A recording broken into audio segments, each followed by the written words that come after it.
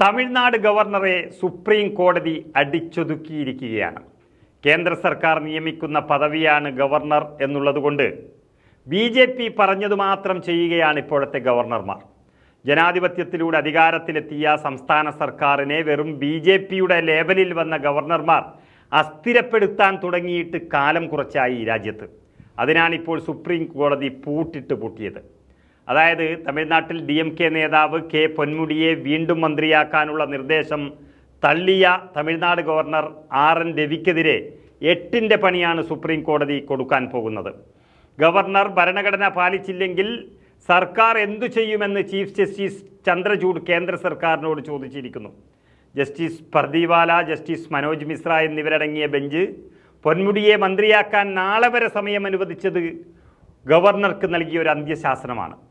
ഇത് തമാശക്കളിയല്ലെന്നും നാളെ നിങ്ങളുടെ ആൾ വിശദീകരണം നൽകിയില്ല എങ്കിൽ ഭരണഘടന അനുസരിച്ച് പ്രവർത്തിക്കാൻ ഗവർണറോട് നിർദ്ദേശിക്കുന്ന ഉത്തരവ് ഞങ്ങൾ പുറപ്പെടുവിക്കുമെന്നും സുപ്രീം കോടതി മുന്നറിയിപ്പ് നൽകിയിരിക്കുന്നു.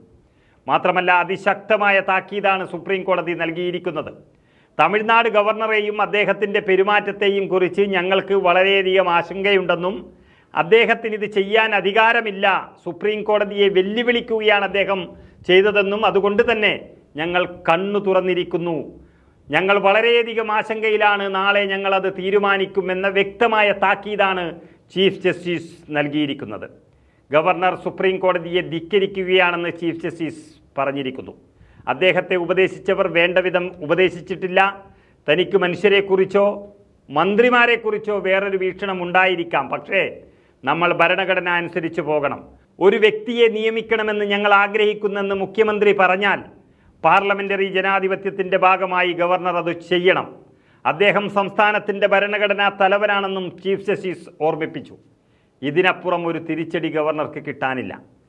പൊന്മുടിയെ വീണ്ടും മന്ത്രിയാക്കാനുള്ള നിർദ്ദേശം തള്ളിയ ഗവർണർ രവിക്കെതിരെ തമിഴ്നാട് സർക്കാരാണ് സുപ്രീം കോടതിയെ സമീപിച്ചത്.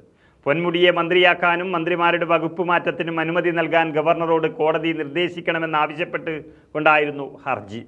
അനധികൃത സ്വത്ത് സമ്പാദന കേസിൽ ശിക്ഷ നടപ്പാക്കുന്നത് തടഞ്ഞ സുപ്രീം കോടതി ഉത്തരവിൻ്റെ അടിസ്ഥാനത്തിൽ പൊന്മുടിയെ വീണ്ടും മന്ത്രിസഭയിൽ ഉൾപ്പെടുത്താൻ മുഖ്യമന്ത്രി ഗവർണർക്ക് കത്ത് നൽകിയിരുന്നു.